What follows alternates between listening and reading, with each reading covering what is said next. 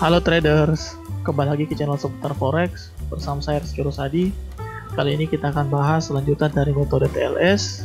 Sekarang sudah masuk di signal bagian ketiga, yaitu pola inside bar. Namun sebelum lanjut, jangan lupa subscribe channel ini dan nyalakan lonceng notifikasinya agar Anda tidak ketinggalan konten-konten terbaru dari kami. Langsung kita masuk ya. Di awal-awal ini saya akan jelaskan dulu bentuknya, konsepnya seperti apa.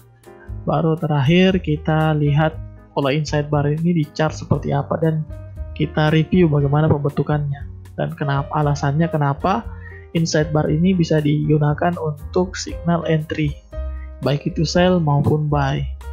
Nah, kita masuk dulu ya untuk konsep dasarnya. Saya sudah buat skemanya, jadi teman-teman bisa lihat.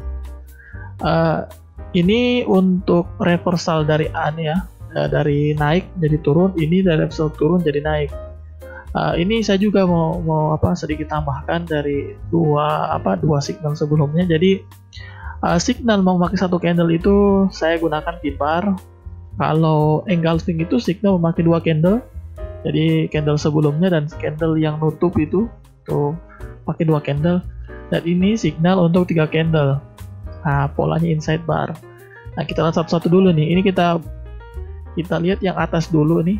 Yang di atas ini dari naik dari turun ya. Nah, teman-teman bisa lihat bahwa inside bar ini polanya sebenarnya ada yang disebut dengan mother candle.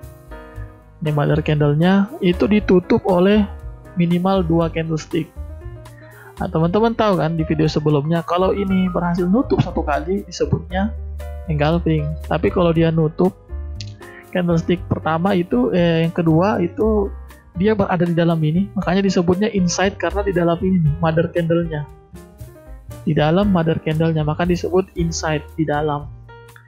Nah, ketika dia candle keduanya itu bisa nembus dari mother candle-nya. Jadi konfirmasinya yang dipakai adalah ketika break open candle-nya. Jadi hampir mirip sama engulfing. Hampir mirip sebenarnya konsepnya engulfing. Bedanya kalau engulfing itu dia lebih cepat karena dia nutupnya satu kali.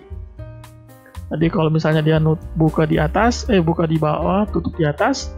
Nah, kalau engulfing kan dia dari buka di atas langsung nutup satu kali, minimal sama harganya dengan harga opennya.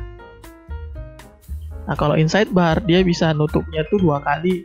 Contoh kayak seperti ini ya. Dia bermalam dulu, nanti yang kedua baru langsung jatuh.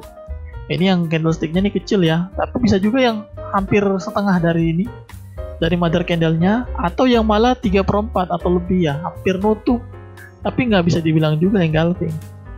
Nah, ini sama semua, ini disebutnya inside bar, masih dalam, ini kita sebut mother candle ya, yang besar ini mother candle, ini mother candle. Jadi sebenarnya sama polanya, cuma dari candlesticknya aja yang beda. Kalau ini sellernya agak tidak terlalu kuat awalnya, akhirnya berhasil break. Ini salah ini ya, salah warna ya. Ini merah seharusnya ya benar. Jadi ini tadinya dia turun sedikit terus dia turun naik. Nah, ini contohnya di sini dia. Jadi ini dia bentuknya. Nah, ini dia agak lebih kuat ya sellernya. Dia lebih ke tengah. Jadi ini pushnya lebih kuat sellernya. Nah, ini pushnya sangat kuat sellernya, jadi langsung nge-push tapi nggak sampai nutup ke bawah. Terus dia naik sedikit, terus harganya tutup. Konfirmasinya pakai yang di bawah ya, di harga open mother candle-nya. Kalau open mother candle-nya break, baru kita ambil sell. Jadi kebanyakan yang pakai candlestick inside bar ini dia langsung langsung entry. Jadi pada saat breakout itu langsung entry. Sama, jadi kayak pola candlesticknya itu misalnya ini pakai time frame daily, di H1 itu ada pola seperti ini nih. Jadi harga dia naik dulu, terus dia mencoba mau break, dia mau bikin higher high, top yang baru nggak jadi, ditahan sama yang ini tertahan resisten, malah dia jatuh ke bawah, lebih kencang lagi. Nah, ini di sini nih, konfirmasi inside bar valid itu di sini nih. Ini cuma beda ini ya, beda push sellernya aja ini yang bedakan antara ini sama ini, beda push sellernya. Nah, itu untuk pembalikan yang dari naik menjadi turun.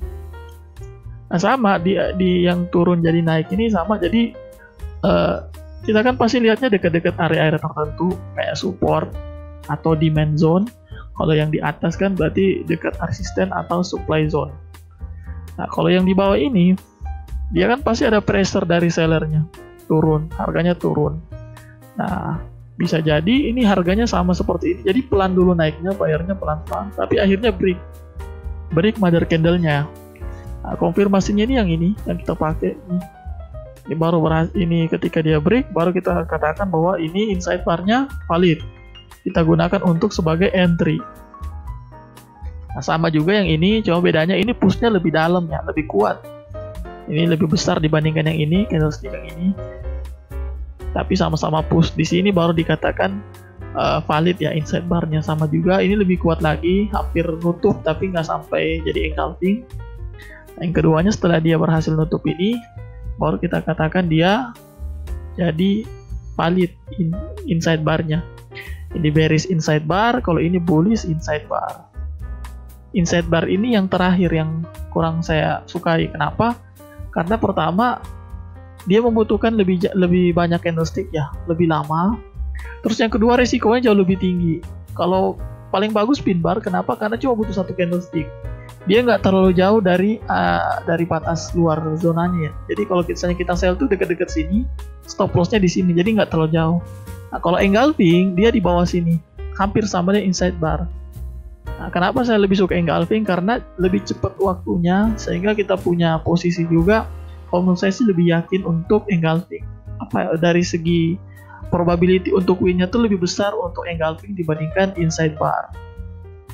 Dan beberapa artikel juga bilang inside bar ini bukan untuk pemula. Nah, kalau saya sih asal time frame-nya itu time frame di atas H4 ya, kayak daily, weekly atau monthly, ini masih aman kok, bisa dipakai.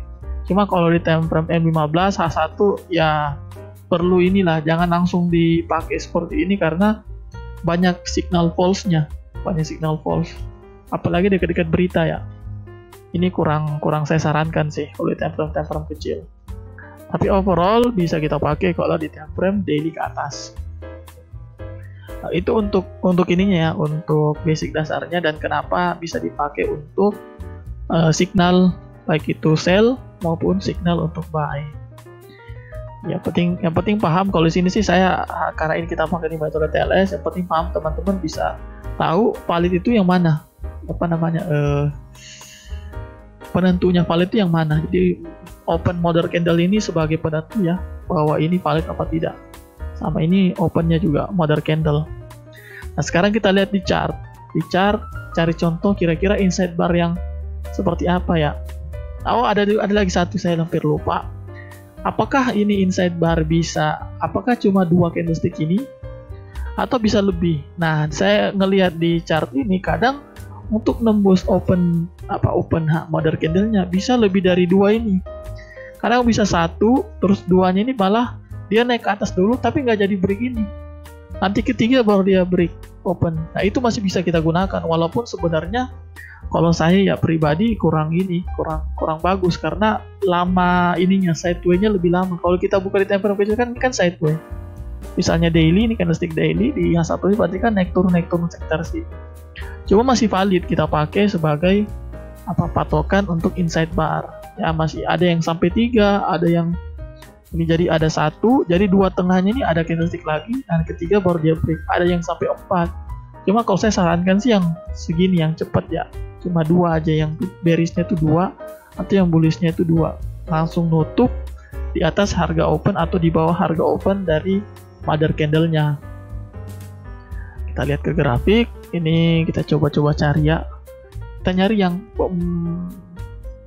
contohnya, coba kita lihat dulu. Nah, contoh lagi. Ini kalau yang di ujung-ujung, di tengah-tengah juga ada inside bar. Cuma saya nggak saranin ya yang tengah-tengah. Saya lebih senang itu gunain yang ujung-ujung aja, pakainya di ujung.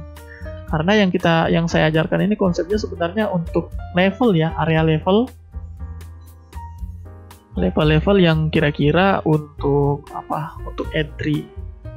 Seperti ini level masih dari sini. Ini ada area supply di sini. Ini ada area supply.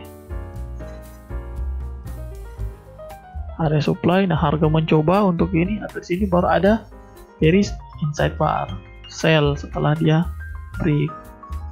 Nah, ini pin bar ya. Ini berarti kita nggak ada ini. Nah, ini juga contohnya, ini ini ada resisten, dia mau coba break nggak jadi, dia naik turun, resisten di 1.0108, ini dia mencoba break nggak jadi, tapi konsolidasi sideways. Nanti di sini baru setelah dia tutup di bawahnya mother candle, itu baru di fix dia reversal. Jadi waktu yang diperlukan untuk inside bar itu lebih lama dibandingkan pin bar. Pin bar cuma sehari kalau kita pakai daily ya, cuma satu candle. Maupun dengan engulfing butuh dua ya, butuh dua candlestick ya. Coba satu lagi ya, contoh terakhir. Cari contoh terakhir nih. Oh, yang ini nih. Ini lambat sini. Jadi misalnya ada resisten di sini misalnya. Nah, ini dia butuh, ini ada candlestick terakhir. Kita lihat opennya, ini mother candle-nya yang bullish terakhir. Ini adalah open mother candle-nya. Jadi setelah ini break baru dikatakan ini valid. Ya, walaupun nggak langsung jatuh ya, tapi harganya hampir sempat naik turun dulu, baru pelan-pelan dia turun. Nah, penting konsepnya teman-teman pada tahu bahwa konsepnya ini sebenarnya sama-sama reversal.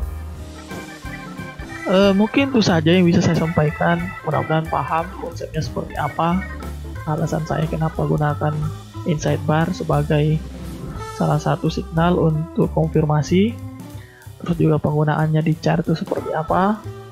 Dan teman-teman mau pakai ini langsung breakoutnya bisa, mau pakai pullbacknya setelah valid itu bisa. Jadi kembali ke teman-teman sendiri, masing-masing punya kelebihan dan kekurangan. Kalau videonya ini bermanfaat, silahkan di like videonya, di share, silahkan isi kolom komentar di bawah. Sampai jumpa di episode berikutnya. Terima kasih, salam profit.